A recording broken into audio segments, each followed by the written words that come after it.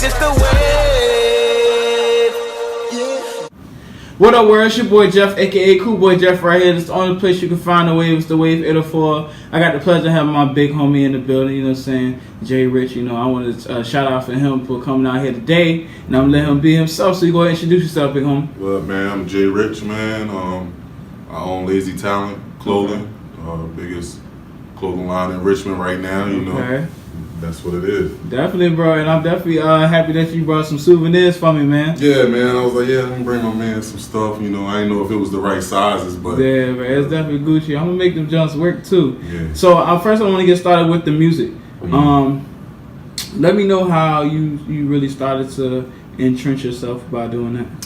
Well, I just figured, I always told myself if the clothes thing work, then I'm a full force into the music, right after it happened, you know, and that's kind of what happened, you know. The clothes worked, and I got some people around me who really are musicians, you know, and they just needed the platform so they could, you know, do their thing, and that's how we started. Definitely. So now looking at it, your clothes is very known throughout Richmond, and we also talked about how it was in stores. And can you let me know what stores were those? 2020 Denim. 2020 Denim. The one in Petersburg and Midlothian too. Okay. Both of them. So how is that? You know what I'm saying? It's dope that you have a contract to work with these people.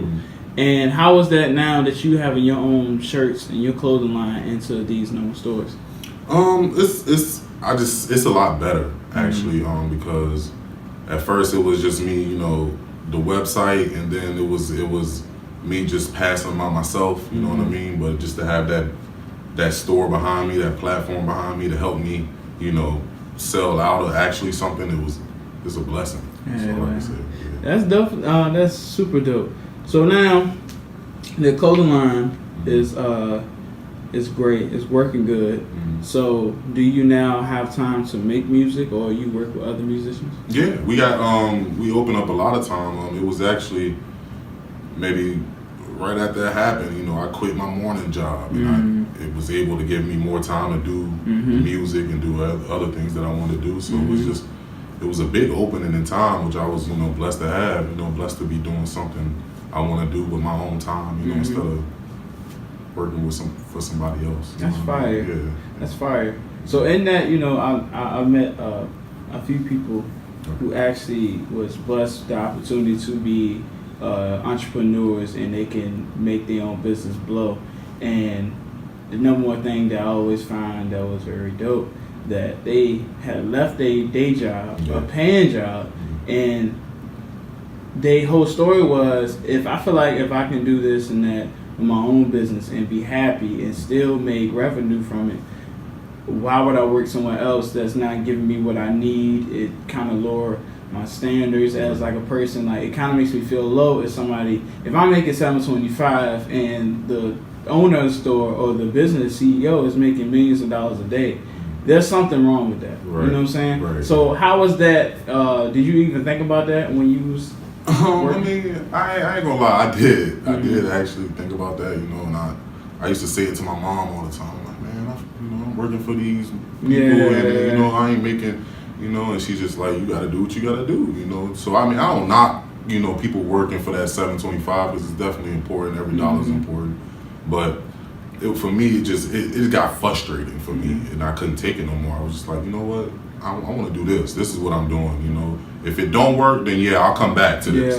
But as long as it works, I'm gonna do, you know, what I want to do. And that's what we doing, you know, Lazy Talent. Definitely. So tell me the other things that you're working with other than music and doing clothes. Well, right now it was just the clothes, and then, you know, we led into the music, and right now I'm trying to get the label together. You know, I know that still has to do with the music, but as far as the business part, I want to own like the little label in Richmond, Virginia, so, you know, people come through that label to get, you know, where they want to get to. And as far as that, I also got a platform I'm working for my photographers. You know, I feel like they need a platform to get out there, their art, you know what I mean? So I'm working with them, trying to get, you know, photographers, videographers, models, anything, you know, we're going to provide the platform for all that. Yeah.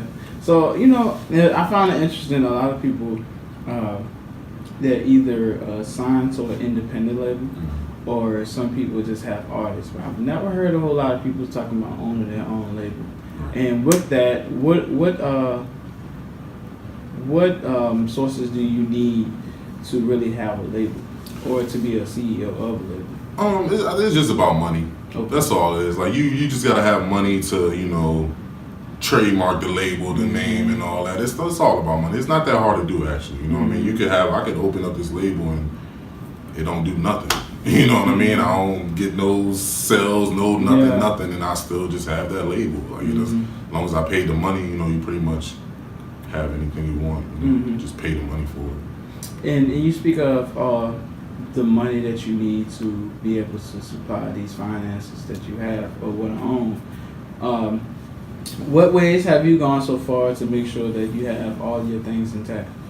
Well, one thing I did do was I got a manager. Okay. He's actually a graduate from Virginia Union. Oh, okay. Sterlo, shout out him. Okay. I got him because it's a lot of stuff that I didn't understand, that he understood, and I just needed him around for. So I got him to sit there. He, made me a line sheet, made me organize everything as far as finances and everything I need, inventory, finances, and all that. And pretty much it was it after that. And I just saved the money I got for the business, and I just put it to the side, and we just go from there. That's how I manage. So even though you was going through you're being managed and you're being taught so many things, was there any conflict between you and your manager about what you think that you saw that may be beneficial and he didn't, or vice versa? Yeah, it was. It's always some stuff like that. Like people don't. We only human. We disagree to agree and all that. But at the end of the day, it was me just not being stubborn. I'm like, I'm gonna go with his word, because obviously, he has the business degree. I'm a college dropout. You know what I mean? He has the business degree. He knows what he's talking about. So it's just, when you're working with stuff like that, people can't be stubborn. You know what I mean? You gotta come to a conclusion, come to a compromise, and be able to work together and take off from there. You know what? And I understand that, because sometimes I be asked by certain people, hey, who's your manager, or do you get managed by anybody? And I'm like, no, but I have my own reasons why, and I know the shady business that I'm not gonna say just Virginia as a whole, but I watch how certain people don't get what they need, or some people's not paid right. So if I feel like if I can be my own, I don't like saying the word boss, but if I can be a leader and I can do things on my own, and people can watch me and just be like, okay, well Jeff, he's very independent, so he do a lot of things on his own. But sometimes I feel like it would be good to have a manager, because I don't know certain things about certain contracts, or the things that somebody might try to take from me. It's really like a risk taker. Right. So, I feel like it was good to ask that, because, hey, you never know who may be able to be a perfect fit, or maybe a whole disaster for you. Right. So now, in 2018, you got your clothes, you got music, now you got your label. Right. What is the next thing that you have in store? The next thing, the next thing I want to do is I want to open a studio. Okay. I want to put a studio somewhere. It's more of me just going for what can benefit us now. What do people around here need now? I know a lot of artists who studio time. I need studio time. Blah blah blah. So I just want to put something up for the people. Like I want to make something, make it easier for us, as Richmond do have a lot of talent, as we can see here with your platform. Which I want to shout out Jeff, the whole Wave 804 Wave thing. That's doing amazing, and it's a lot of platforms just like yourself that's doing good and nobody hear about because they can't afford to do something. So basically, that's what we trying to focus on. Helping people around.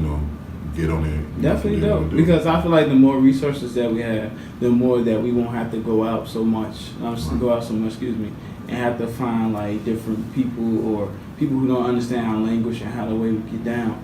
And I'm gonna drop a jewel for you. And these places such as New York, LA, and Atlanta, they have historically clout of information that a lot of people go down there and search for, and some people make it, some people don't.